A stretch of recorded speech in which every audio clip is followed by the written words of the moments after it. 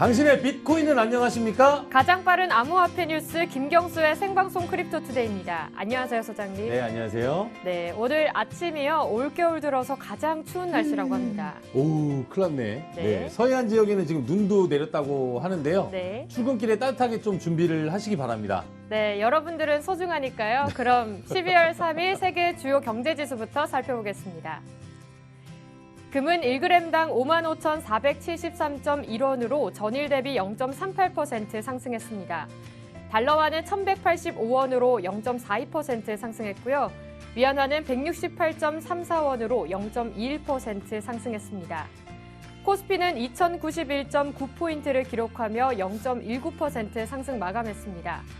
미국 S&P 500 지수는 3,114.4포인트로 0.85% 하락 마감했습니다.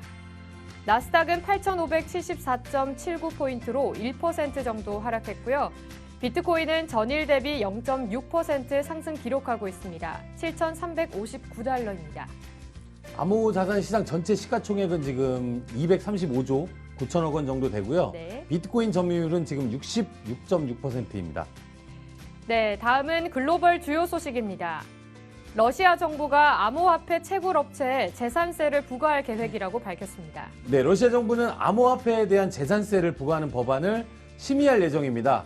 그 법안이 통과가 되면 암호화폐 채굴업자는 매장물을 발견됐다, 네. 동등 분류로 과세되는 대상이 된다고 하네요. 독일에서 은행의 암호화폐 서비스 합법화를 추진한다고 합니다. 스위스에서는 블록체인 지원 법안이 상정되었습니다. 네, 현재 독일 금융기관들이 고객에게 암호화폐를 직접 판매할 수 없습니다. 하지만 해당 법안이 최종의 승인이 되면 비트코인이나 이더리움 등 다양한 암호화폐를 은행에서 직접 관리할 뿐만 아니라 주식이나 채권과 마찬가지로 온라인 솔루션도 제공을 할 수 있기 때문에 접근성이 크게 개선될 전망입니다. 미 국세청의 암호화폐 거래소 정보 요구가 불법이 아닌 이유를 밝혔는데요. 이유는 어떤 건가요? 네, 예전에 정부에서 너네 고객들 명단 갖고 와라. 그러니까 싫다, 이건 불법이다 하고 소송을 제기한 그 사건이거든요. 네.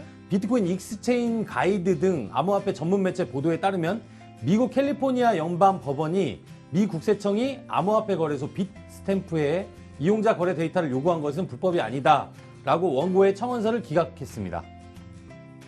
시진핑이 블록체인을 이용해서 중국 통제를 강화할 것이라는 예측이 있습니다. 네, 홍콩 매체입니다. 사우스 차이나 모닝포스트인데요. 시 주석이 블록체인 기술의 국가 통치 분야 적용에 대해서 실제로 언급을 하지는 않았지만 이후에 중국 공산당과 정부 또 관영 매체에서 관련된 움직임이 이어지고 있다고 전했습니다. 중국에서 기업 블랙리스트를 곧 공개한다고 합니다. 미국 내정 간섭에 대한 보복이 이유라고 합니다. 이거 다 홍콩 사태에서 지금 이어진 이야기인데요. 네. 중국 정부가 조만간 이른바 신뢰할 수 없는 기업 리스트를 공개할 예정이라고 합니다. 이 중에 이제 미국 기업들이 이제 포함이 되면 난리가 나겠죠. 네. 도널드 트럼프 미국 대통령이 상하원에서 통과한 홍콩 인권 민주주의 법안에 서명한 데 이어서 의회의 위구르 인권 정책 법안 승인 가능성에 대해서 적극적으로 대응하려는 움직임으로 풀이된다고 볼 수 있겠네요. 국내 주요 소식입니다. 신한은행이 그라운드X와 개발한 블록체인을 태양광 발전소에 적용한다는 소식입니다. 네. 신한은행에서 그라운드X와 개발한 개인키 관리 시스템을 태양광 발전 분야에 시범적으로 활용한다고 밝혔습니다. 부산시가 산둥성과 블록체인 등 4차 산업 협력을 강화해 나갈 것이라고 했습니다. 네, 부산시와 중국 산둥성은 최고위급 경제사절단이 오고 갔는데요. 네. 부산 칭다오 경제협력 교류 행사를 공동 개최했습니다. 중국 산둥성이라는 곳은 중국 내에서 경제 2위, 또 인구 1억 명의 중국 해양 경제권 핵심 지역으로 한국 기업들이 가장 많이 투자하는 지역입니다. 가보셨나요, 혹시? 못 가봤습니다. 여기서 한 40분 걸려요. 엄청 위해, 네. 단둥, 대련, 이런 도시들이 다 산둥성입니다. 황금률 법률사무소에서 거래소 실소유주의 내연녀를 고소했다는데요. 어떤 일인가요? 제목이 굉장히 자극적이네요. 네. 네, 그 박주현 변호사님 얼마 전에 통화했죠, 저희가. 네. 그 황금률 대표 변호사 박주현 변호사님이 암호화폐 거래소의 실소유주의 내연녀로 의심되는 여성을 사기 및 횡령 혐의로 고소를 했습니다. 네. 근데 이게 무슨 내용이냐면 네. 추천 일수나 거래량에 따라서 롤스로이스를 주는 이벤트를 했습니다. 자동차 네, 말하는 자동차. 거예요. 롤스로이스 고스트라는 차도 네. 했고 마세라티라는 것도 걸고 네, 했는데 네. 실제로 경품 지급을 안 했대요. 안 하고 이제 내연녀가 타고 다닌다거나 뭐 내연녀를 준 것 같아요. 네. 내용이. 그래서 지금 거기다 입출금까지 정지해버리니까 이 거래소에 대해서 네. 투자자들이 이거 왜 지급 안 했냐, 이거 허위 사기다 하고 지금 고소를 한 거예요, 내연녀를. 소장님은 이거 어떤 거래소인지 아시나요, 혹시? 아니요. 얘기하면 안 될 것 같아요. 네. 네. 대한변협과 블록체인협회에서 특근법 시행령에 대한 정책 제안을 본격화합니다. 네, 대한변호사협회와 한국블록체인협회가 특근법 세부 시행령 마련에 착수를 했습니다. 이 자세한 내용은 2부의 친절한 경수씨 코너에서 변호사님을 연결해서 이야기를 들어보도록 하겠습니다. 네, 다음은 거래소 주요 소식입니다. 코인빗에서 코인빗닷컴 도메인을 안내했습니다. 네, 원래 co.kr만 가능했는데 닷컴도 가능해졌다고 하는데 샀나 보네요. 네. 돈이 많으니까. 네, 코인원에서 데일리 스테이킹 서비스를 출시했습니다. 네, 이 서비스가 조금 재밌습니다. 이건 좀 집중해서 들으세요. 코스모스 아톰이라는 코인을 거래소에만 보유를 하고 있으면 매일매일 리워드가 계속해서 지급되는 서비스라고 합니다. 네. 코스모스 아톰이 이제 하락만 안 한다면 네, 네. 요 전제가 깔려야겠죠. 하락만 안 한다면 계속해서 이제 이자가 계속 발생하는 거니까 한 번씩 사보셔도 괜찮을 것 같네요. 네, 후올브에서 시스템 유지 보수 완료를 안내했습니다. 네. 고팍스의 슈퍼 트레이드 미더비 12월 11일 오후 6시에 강남 메리츠 타워 지하 1층 아모리스 홀에서 진행된다고 합니다. 많은 참여 부탁드립니다. 고팍스에서 이 행사하는데 우리 도유리 앵커 안 불러주시나요? 네. 가고 싶습니다. 네, 다음은 업계 소식입니다. 테라와 차이가 이달 중으로 전국 CU 편의점에서 블록체인 간편 결제를 시작한다고 합니다. 네, 테라가 지원하는 블록체인을 기반으로 은행 계좌와 연계된 간편 결제 차이를 운영하는 차이 코퍼레이션은 이르면 오늘 15일부터 전국의 CU 편의점에서 베타 서비스를 할 예정이라고 합니다.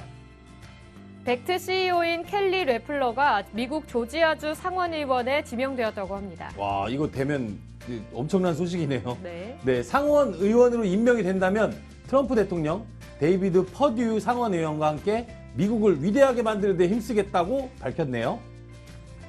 비탈릭 부테린이 최근 북한에서 암호화폐와 블록체인 기술을 알린 버질 그리피스의 석방 청원을 지지한다는 의사를 밝혔습니다. 네, 어제 저희가 이 뉴스를 보내드렸죠. 20년형에 처할 수도 있다. 네. 근데 비탈릭 부테린은 이렇게 얘기를 했습니다. 나는 버질을 내버려두는 편한 길을 택하기를 거부한다. 실제로 되게 불편한 길을 걷고 계시네요. 네. 왜냐하면 나는 그것이 잘못된 것이라고 굳게 믿기 때문이다. 청원에 서명한다라고 밝혔는데 이거는 어쨌든 국제법으로 대북 제재를 하고 있는 상황에서 섣불리 움직인 것에 대해서는 처벌을 네. 이게 문제가 되면 당연히 처벌을 받아야겠죠. 근데 뭐 비탈릭 부테린 이야기도 자기 친한 분이니까 일리는 있습니다. 업비트의 도난 자산 일부가 바이낸스로 유입되었다고 합니다. 499 이더리움인데요. 찾을 수 있을까요? 요거 잘하면 찾을 수 있을 것 같지만 네, 네. 굉장히 여러 가지 복잡한 경로로 다 분산시켰기 때문에 네. 쉽지는 않을 거예요, 아마. 수차례 이체를 거쳐서 부분 자산을 바이낸스 거래소로 옮겼고 또 현재까지 499 이더리움이 바이낸스로 유입된 것으로 추정이 됩니다. 파워레저가 인도의 인구 최대 지역에 태양광 거래 플랫폼을 구축한다고 합니다. 네, 인도에서 가장 인구가 많은 UP주라는 데가 있습니다. 그 UP주에서 블록체인 기반의 태양열 에너지 거래 플랫폼을 출시를 할 예정입니다. 블록체인을 통해서 가정에서 생산이 된 태양광 에너지를 이웃이나 업체에게 사고 팔 수 있는 가능성을 테스트한다고 하네요. 오늘의 블록체인 행사 소식입니다. 디지털 자산 포럼 2020이 강남에서 열립니다. 네, 디지털 에셋 포럼 2020, 벌써 2020년이네. 네. 다프 2020 준비위원회와 중앙일보 계열 블록체인 전문 미디어 조인디가 공동으로 주최를 하고 국내 암호화폐 거래소 업비트가 후원하는 디지털 자산 관련 컨퍼런스입니다. 4차 산업혁명과 블록체인이라는 행사가 부산에서 열립니다. 네, 코이타와 한국특허전략개발원과 공동 주관으로 기술융합 클러스터와 기업군 IP 전략 지원으로 개최되는 세미나입니다. 네, 다음은 가장 빠른 비트코인 아침 방송 크립토투데이의 친절한 경수씨 코너입니다. 네, 아침 일찍 전화해서 투자자 여러분들의 궁금증을 해결해 드리겠습니다. 여러분들의 많은 댓글 부탁드립니다. 시작합니다.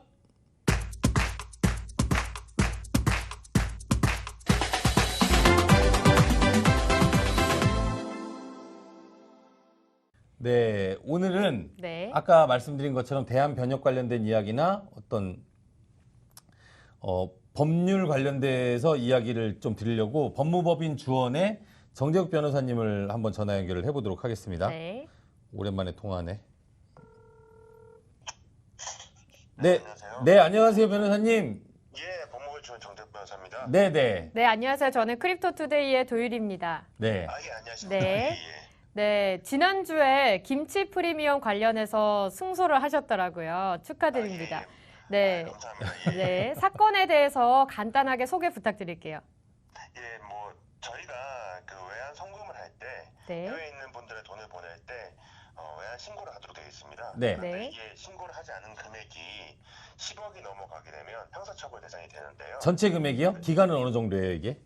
이게 10억이 넘는지 여부는 각 거래별로 제가 아. A 거래, B 거래, C 거래 했으면 네. 거래별로 보아야 되는데요. 네. 이번 사건에서는 우리 김치 프리미엄을 이용해서 재정 거래를 하기 위해서 네. 종잣돈을 한 6천만 원 가지고 계속 굴린 겁니다. 어. 근데 제가 주장했던 게 뭐냐면 네. 당초부터 10억이 넘는 금액을 보내려고 했고 네. 그거를 분할해서 보내려고 했으면 이게 그럴 수도 있는데 네. 이게 어떻게 하다 보니까 굴리다 보니까 10억이 넘는 거잖아요. 아, 의도가 없었다, 본인이? 그래서 이제 그렇죠. 이게 네. 돈이 굴리다 보니까 누적액이 10억이 넘는 네. 것이지 네. 처음부터 내가 10억을 송금하려는 건 아니기 때문에 네. 네. 무죄 주장을 했었고요. 아. 법원도 이를 받아들였습니다. 아, 그래서 그것에 대해서 승소를 한 거예요? 네, 그렇습니다. 그래서 김치 어. 프리미엄을 이용해서 그 거래를 하려고 했었다 하더라도 그런 목적 가지고 꼭 나쁘다 볼 수는 없고 네. 결국에는 거래 양태라든가 네. 구체적인 행위에 따라서 네. 이게 범죄가 될 수도 있고 될 수도 안 될 수도 있는데 네. 이번 사건 같은 경우는 사실 가상화폐 거래라는 이유만으로 지나치게 나쁘게 보거나 형벌 법규를 확장해서 해석해서 처벌해서는 안 된다는 그런 네. 걸 보여준 사건이 아닌가 생각이 됩니다. 그 지금 갑자기 문득 생각이 들었는데 저희가 예, 예. 한국의 쌀값이랑 미국의 쌀값이랑 달라가지고 제가 한국에서 쌀을 사서 미국으로 보내서 미국에서 쌀을 팔고 다시 그 돈을 한국으로 들여오고 다른 물건으로 바꿔서 들여오고 이런 것도 법적으로 문제가 되나요? 그 뭐 예를 들면 쌀 같은 경우는 네. 이제 그 어떻게 뭐 무역의 대상이기 때문에 네. 관세법이 이런 것도 적용될 수 있고요. 네. 이번 사건 같은 경우는 이제 쌀은 아니었고 코인이었기 때문에 네. 그 거래가 이제 쌀과 실제 실물이 있는 것과는 조금 다르죠. 그러면 코인 같은 경우에는 저희가 외환으로 지금 취급이 되고 있는 건가요?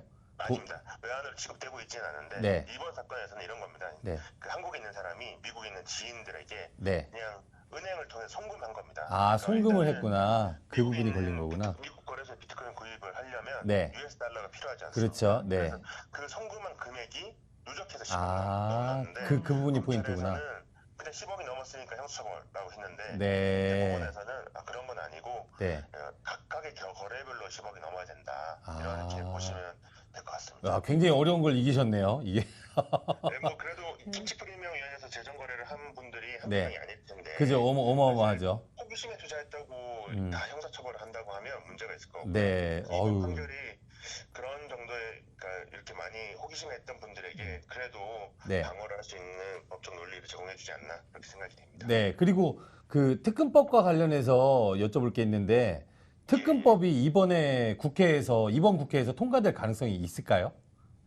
일단은 소관 상임위를 통과했기 때문에 네. 그 가능성은 상당히 높은데요. 네. 향후에 이제 개정안 같은 경우는 이제 법사위 네. 그리고 본회의 의결 이렇게 공포 절차까지 진행될 예정인데 네. 아직 본회의 의결이 언제 될지는 정해지진 않았습니다. 근데 소관 상임위를 원래 통과하기 힘들거든요. 그런데 정무위를 통과했기 때문에 네. 국회 본회의까지 통과될 가능성은 좀 높다고 볼 수가 있고요. 아, 일단 정무위를 통과하면 본회의까지는 조금 어느 정도 네. 순탄한 통과 그렇죠. 가능성이 네. 있는 거네요. 네, 높다고 볼 수 있고. 근데 지금 본회의를 안 하고 지금 저러고 앉아 있잖아요. 아니 이제. 그런데 뭐 내년 아직 까지 네. 시간이 있기 때문에 아, 내년까지. 12월 되지 않는다고 하더라도 네. 어차피 임시국회가 개최될 거라서 네. 통과될 가능성은 상당히 높다고 보이고요. 아, 그리고 네. FATF 권고안 때문에라도 네. 이 법안은 통과될 그 이전에? 그 전에 통과될 가능성이 높다고 볼 수가 있습니다. 그게 기간이 어느 때죠? FATF 권고안이. 근데 권고안은 내년 한 6월 정도까지 6월. 그렇게 네. 지금 하도록 돼 있는데 네. 문제는 이번 개정법 같은 경우는 바로 시행되는 건 아니고요. 본회의 통과해서 공포된 후에 1년이 경과된 시점에 시행될 예정이고 1년. 그리고 기존 사업자 같은 경우에는 시행이 되더라도 네. 6개월의 유예 기간을 또 6개월이요? 예정이라서요. 네. 실제 사업자분들에게 바로 내년에 이게 시행된다고 보지 않냐 이렇게 하는 건 아니고 네. 빠르면 내후년 정도에 시행되지 않을까. 그리고 네네. 실제 영향은 내후년 내지 그다음 3년 뒤 정도에 영향이 미치지 않을까. 네. 그럼 변호사님이 보시기에는요. 특근법이 통과가 되면 중소형 거래소들이 살아남을 가능성이 있을까요? 이거는 사실 지금 중소형 거래소들이 얼마나 탄탄하게 준비했느냐에 따라 다를 것 같은데요. 그쵸, 다 다르겠죠. 기본적으로 쉽지는 않을 것 같아요. 왜냐하면 지금 실명 확인이 가능한 입출금 대정을 통해서 금융 거래를 하지 않는 경우에는 네. 이 신고가 받아들여지지가 않습니다. 네. 그렇게 되면 결국에는 우리가 소위 말하는 가상계좌 발급을 받고 있는 거래소 위주로 살아남을 가능성이 있는데 네. 이번에 그런 비판들 때문에 향후에 이제 발급 기준을 좀 명확하게 하겠다라고 정부에서 이야기를 했습니다. 네. 그런데 예를 들면 발급 기준을 명확하게 해서 네. 좀 더 많이 발급 요건이 느슨해진다라고 했을 때는 반대로 경쟁자들이 많이 유입될 수가 있겠죠. 네. 기존의 그 대기업들이라든가 그 IT 기업들이 그 암호화폐 시장에 안 들어왔지만 이제는 발급 요건이 느슨해졌네. 그래서 들어왔을 때는 경쟁자가 많아질 수가 있고 반대로 발급 요건이 강화될 경우에는 네. 준비를 하지 못했던 중소형 거래소 분들은 공중 거래소 같은 경우는 좀 많은 곤란과 어려움을 겪지 않을까 그렇게 예상이 됩니다. 네, 그리고 대한변협이 블록체인 협회와 특근법 관련해서 어떤 준비를 하고 계세요? 아까 뉴스에서 봤거든요. 저희가 일단은 그 심포지엄 한번 개최를 했었고요. 네. 그리고 지금 대한변협에서는 사실 자체적인 가이드라인 제작 작업을 좀 하고 있습니다. 네. 저희가 그 국가기관이 아니기 때문에 네네. 시장에 대해서 저희가 명확한 법령이나 규제 이런 거 내놓을 수는 없는데 네. 향후에는 이러한 방식으로 규제가 되었으면 바람직할 것 같다. 그리고 시장에서는 제가 아무런 규제가 없는 건 아니거든요. 그쵸. 시장에서도 네. 그냥 막 해서는 안 된다라는 네. 정도의 취지의 그런 가이드라인을 좀 준비하고 있습니다. 그리고 이게 오늘 뉴스에도 나왔는데 좀 전에 뉴스 중에 롤스로이스 고스트를 우리가 거래 많이 하는 사람한테 주겠다 해놓고 자기 여자친구한테 주고 이런 내용들이 있잖아요. 거래소들의 이제 스타트업들이 굉장히 많다 보니까 사업적으로 아직 미성숙한 분들이 운영을 하다 보니 이런 사건이 계속 터지게 생겼는데 변호사님이 암호화폐와 관련해서 주로 처리하는 사건들이 어떤 게 있는지 좀 소개 좀 몇 가지 부탁드릴게요. 네, 아까 말씀하신 사안 같은 경우 제가 구체적 사실관계를 모르기 때문에 네. 가타부타를 네, 네. 말씀드리기는 어렵고 네. 제가 통상 많이 하는 사건들은 거래소의 각종 과실이라든가 잘못된 네. 행위에 대해서 민사적으로는 손해배상 청구를 하고 형사적으로는 고소를 하는 그런 것들을 많이 하고 있고요. 네. 이외에도 이제 해킹 손해배상 청구 그리고 출금이 갑자기 되지 않았다. 그래서 출금이 막혔다고 했을 때 반환 청구 이런 것들을 많이 하고 있습니다. 그리고 이 외에도 네.